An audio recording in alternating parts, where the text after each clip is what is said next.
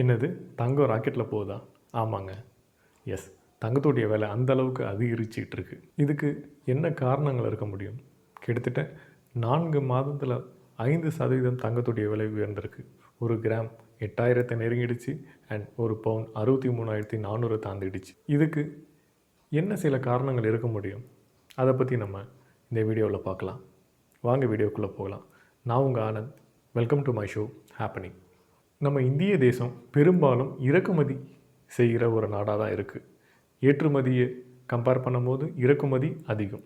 நம்ம இந்தியாவில் இறக்குமதி பண்ணும்போது டாலரின் மதிப்பில் தான் நம்ம இறக்குமதி செய்வோம். அப்படி இன்றைக்கி ஒரு டாலருடைய மதிப்பு 87 ரூபா 60 காசுகளை தொட்டுடுச்சு.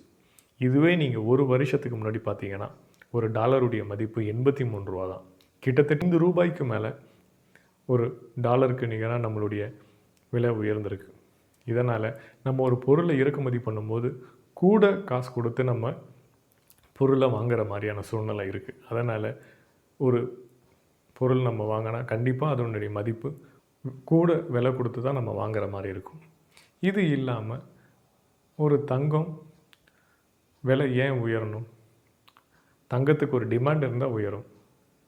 தங்கம் நீங்களும் நானும் மட்டும் வாங்குகிற ஒரு பொருள் இல்லை. பல தேசங்களும் தங்கத்தை வாங்குகிறாங்க. அதில் நம்ம இந்திய தேசமும் தங்கத்தை வாங்குகிறாங்க. நம்ம இந்திய தேசம் தங்கம் வாங்குறதுல 3வது இடத்துல இருக்குது. முதல் இடம் சைனா. நம்ம இந்தியாவில் கிட்டத்தட்ட 8,54,730 கிலோகிராம் தங்கம் இருப்பு இருக்குது. இது இன்னமும் இன்க்ரீஸ் ஆகிட்டு தான் இருக்கும். ஏன்னா இந்தியா தங்கம் வாங்கிட்டு இருக்காங்க. யார் இந்த தங்கத்தை வாங்குறா? Reserve Bank of India. அவங்க தான் இந்த தங்கத்தை வாங்கி ஸ்டோர் பண்ணுறாங்க. எங்கே ஸ்டோர் பண்ணுறாங்க? நம்ம இந்தியாவிலையும் ஸ்டோர் பண்ணுறாங்க, வெளிநாடுகள்லையும் ஸ்டோர் பண்ணுறாங்க, ஃபிசிக்கலாக ஸ்டோர் பண்ணுறாங்க. மணி ஹேஸ்ட் வெப்சீரிஸ் பார்த்துருந்தீங்கன்னா தங்கம் ஒரு இடத்துல எப்படி ஸ்டோர் பண்ணியிருந்தாங்க அப்படின்னு சொல்லிட்டு காட்டியிருப்பாங்க. அந்த மாதிரி தான் ஒவ்வொரு நாடுமே ஒரு தங்கத்தை சேமிப்பு கிடங்களை வைத்திருப்பாங்க. இது ஒரு ஃபாரின் எக்ஸ்சேஞ்ச் ரிசர்வுக்கு பயன்படுத்துவதற்கும் ஒரு ரூபாயினுடைய மதிப்பு சரியும் பொழுதும் தங்கத்தை பயன்படுத்துவாங்க. சரி, தங்கம் இவ்வளோ அதிகமாக ஏறிக்கிட்டு இருக்கு. இந்த தங்கத்தை நம்மளால் முதலீடு பண்ண முடியுமா?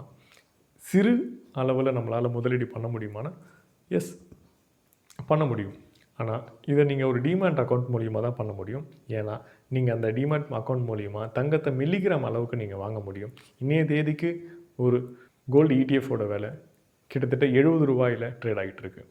நீங்கள் 70 ரூபாயிலிருந்து உங்கள் தங்கத்தை சேமிக்க முடியும். தங்கம் விலை குறைய வாய்ப்பு இருக்குமா?